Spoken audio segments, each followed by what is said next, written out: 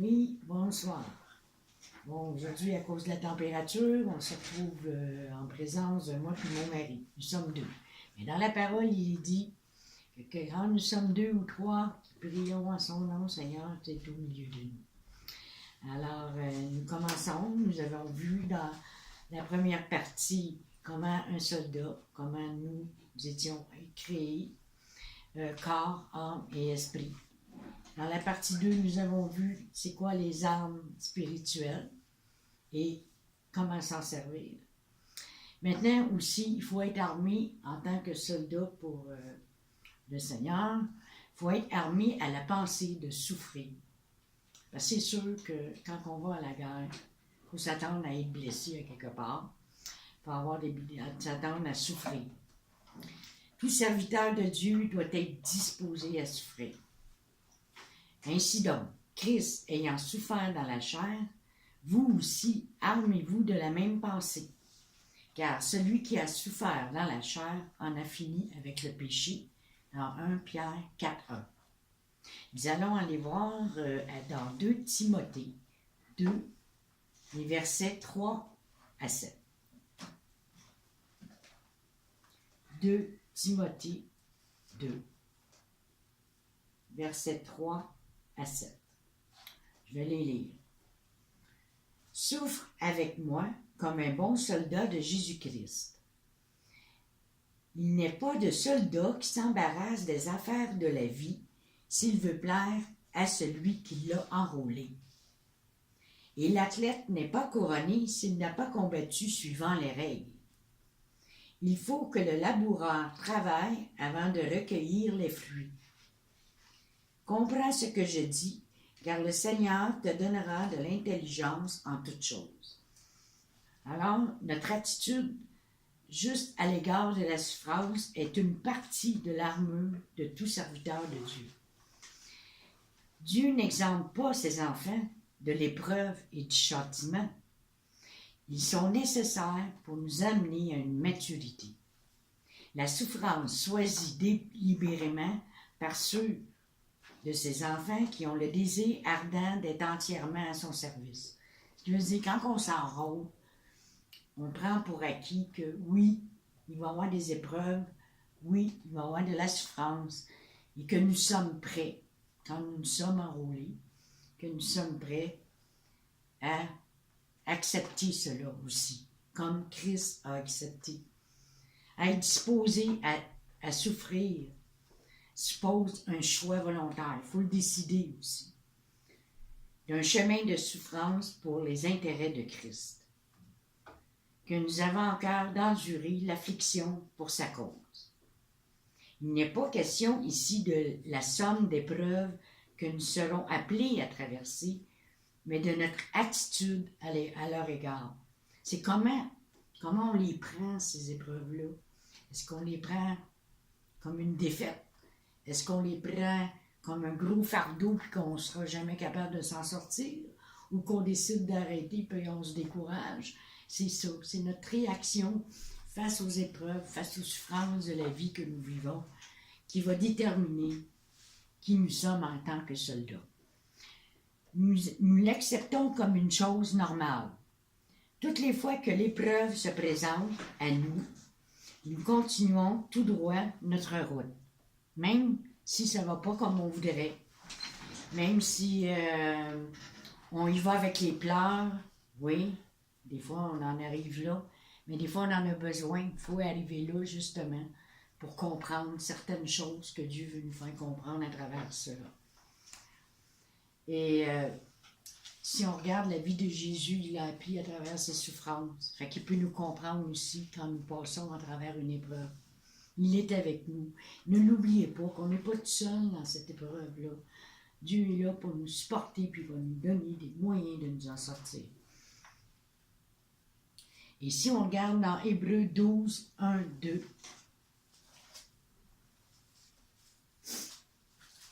dans Hébreux 12, 1, 2, la persévérance au milieu des épreuves, c'est un exemple que Jésus-Christ nous a donné. C'est cet exemple-là qu'il faut suivre.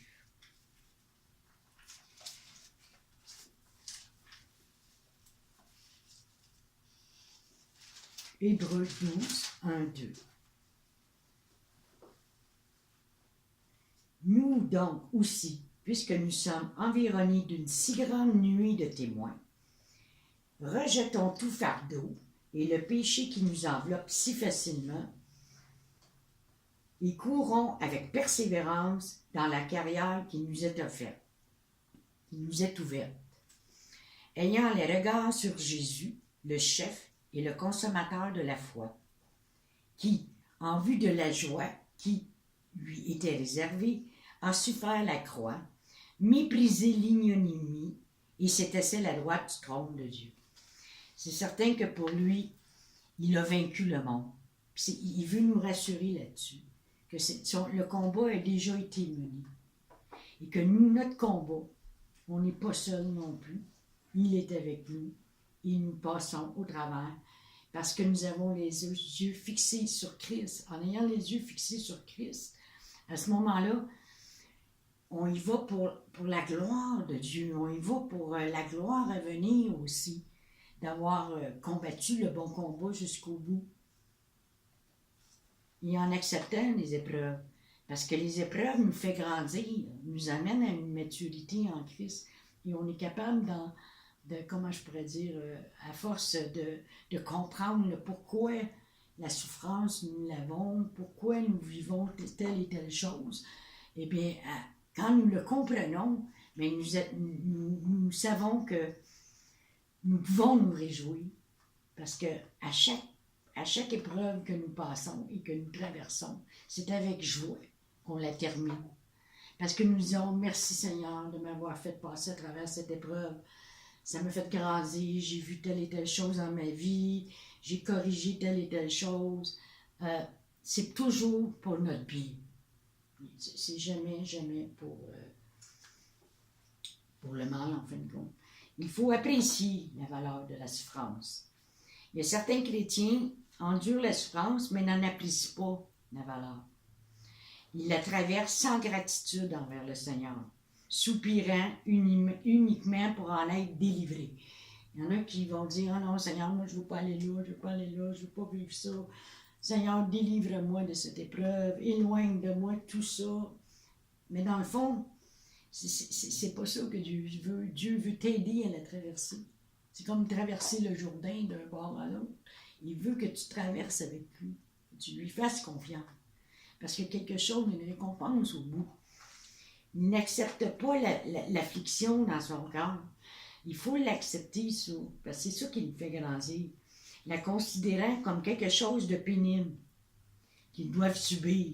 On ne la subit pas, on la vit. Leur comportement montre qu'ils ne comprennent pas l'utilité de l'épreuve.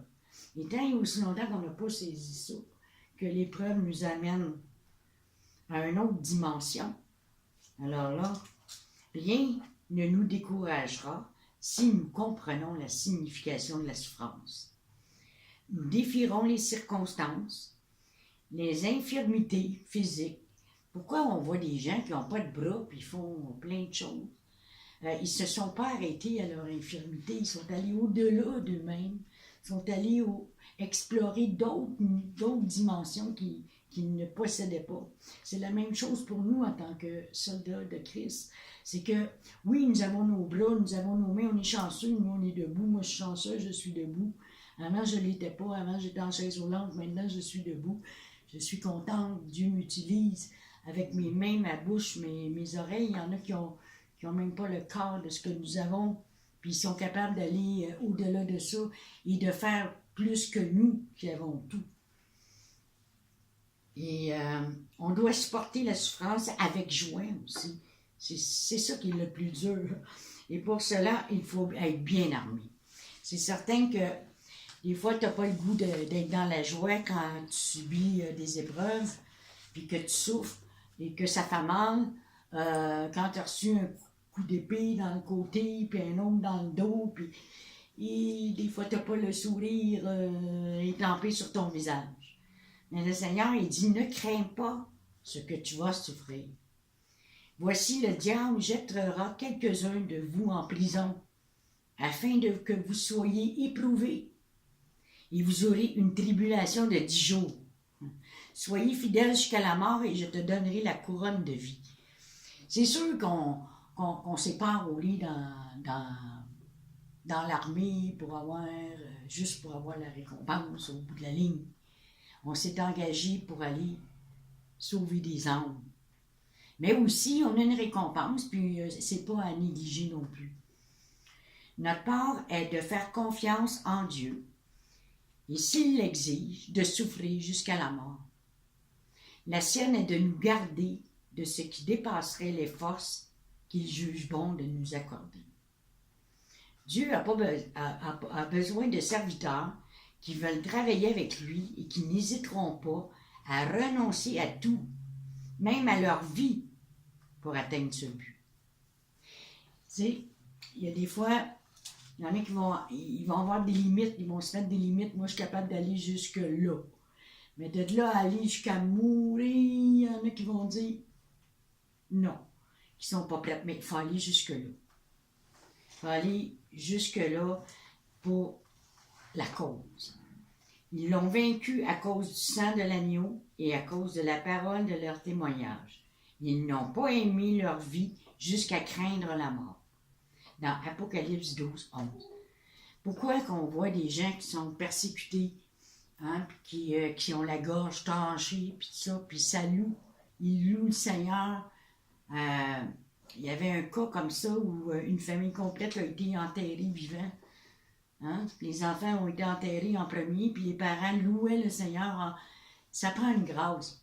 C'est vraiment le Seigneur qui est avec nous à ce moment-là pour être capable d'être dans cet état d'âme-là, parce que c'est la cause qui était le plus important. Si nous remplissons les mêmes conditions, les assauts que Satan dirigera contre nous seront vains.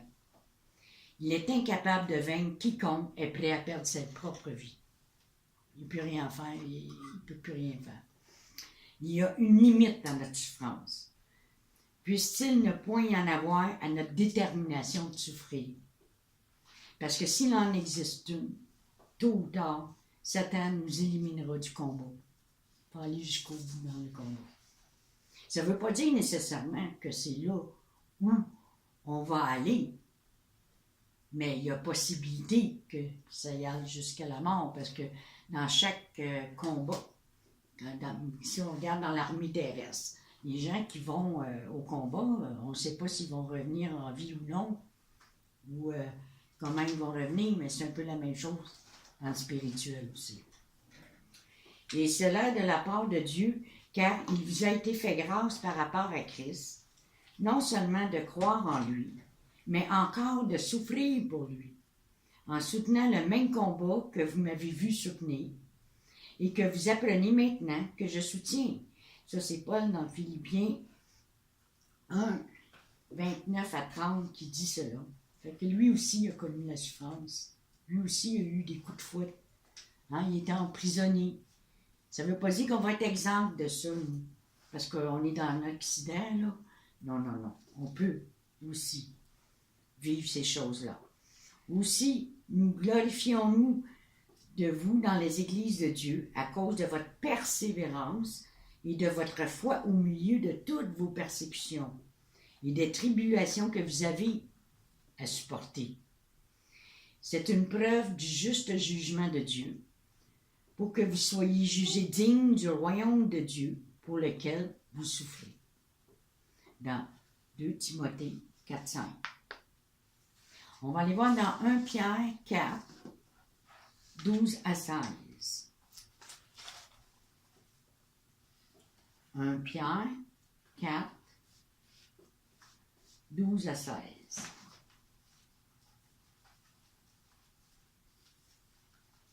Bien-aimés, ne soyez pas surpris comme d'une chose étrange qui vous arrive de la fournaise qui est au milieu de vous pour vous éprouver.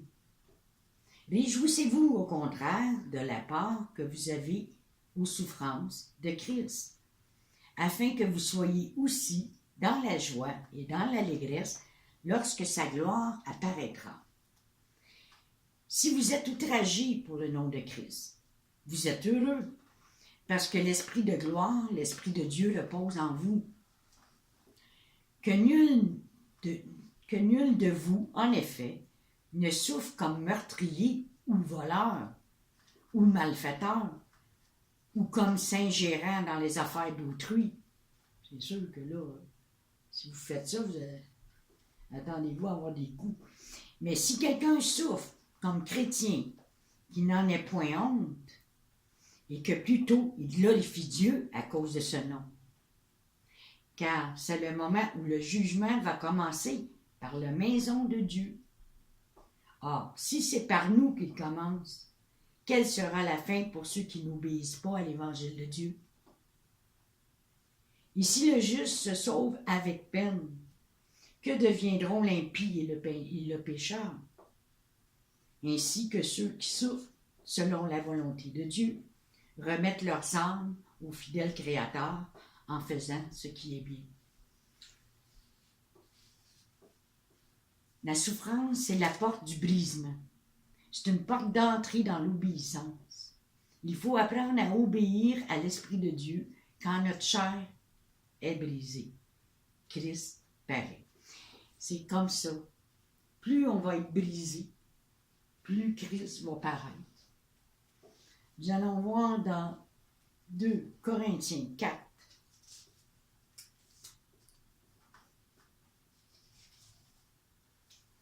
2 Corinthiens 4,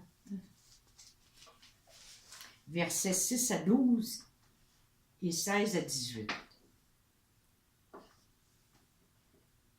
2 Corinthiens 4, 6 à 12. Car Dieu qui a dit « La lumière brillera du sein des ténèbres » a fait briller la lumière dans nos cœurs pour faire resplendir la connaissance de la gloire de Dieu sur la face de Christ. Nous portons ce trésor dans des vases de terre, afin que cette grande puissance soit attribuée à Dieu et non pas à nous.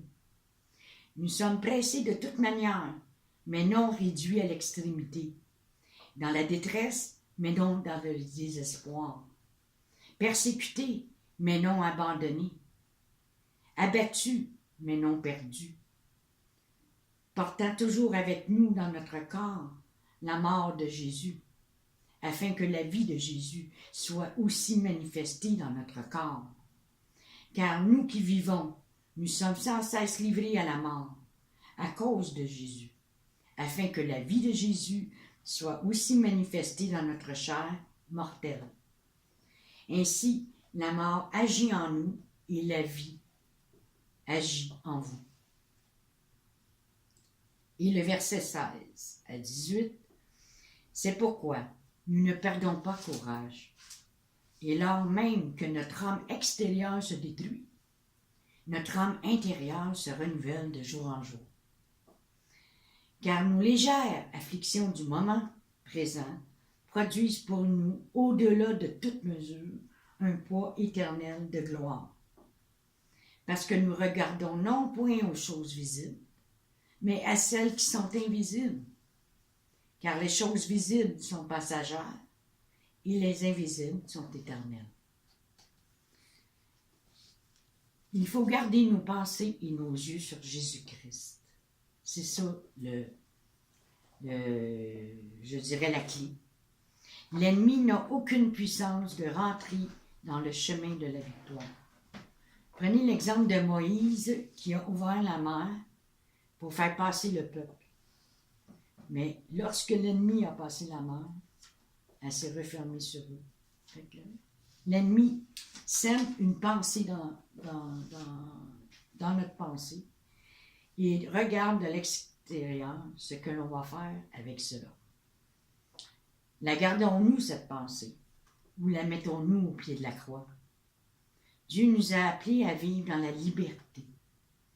Quand nous tournons nos yeux vers la croix, prenons autorité sur l'ennemi, car Christ a tout accompli à la croix. L'ennemi est vaincu et c'est ça qu'il faut saisir. Il est déjà vaincu. Le premier endroit que Satan attaque, c'est dans nos pensées. Si on ne mange pas de la bonne nourriture, on devient malade. C'est la même chose dans le spirituel. Se nourrir de la parole, méditer, prier, dans Matthieu 4.4. La seule chose que nous avons à combattre, c'est dans la prière, la louange, l'étude aussi qu'on peut faire sur un thème. Et quand la chair ne veut pas, c'est là que c'est le pire. Il faut se faire violence et se dire, oui, j'y vais et j'affronte l'ennemi dans ce combat. C'est cela, souffrir, le vrai combat. C'est Dieu qui le fait aussi. Il nous amène là, il nous donne le vouloir pour le faire aussi. Il nous amène aux endroits où nous sommes capables et où on comprend les choses de Christ. Il nous amène dans cette dimension-là, quand nous sommes dans la souffrance. Et il nous sort de notre zone de confortable. C'est sûr qu'il faut sortir de notre zone de confort. On ne peut pas rester assis dans le salon puis se dire oui, je combat.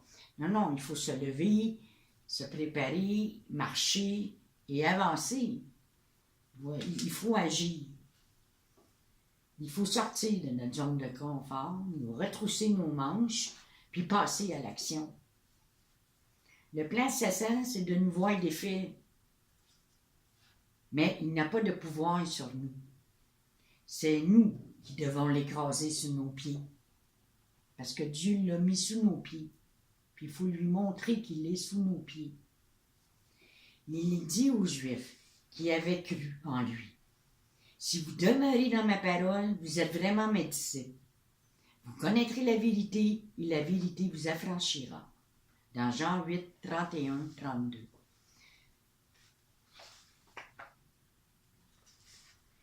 Car les armes avec lesquelles nous combattons ne sont pas charnelles, mais elles sont puissantes par la vertu de Dieu pour renverser les forteresses. Fait que les armes que nous avons sont puissantes. Et ce sont les armes de Dieu. Ce n'est pas n'importe quelle arme.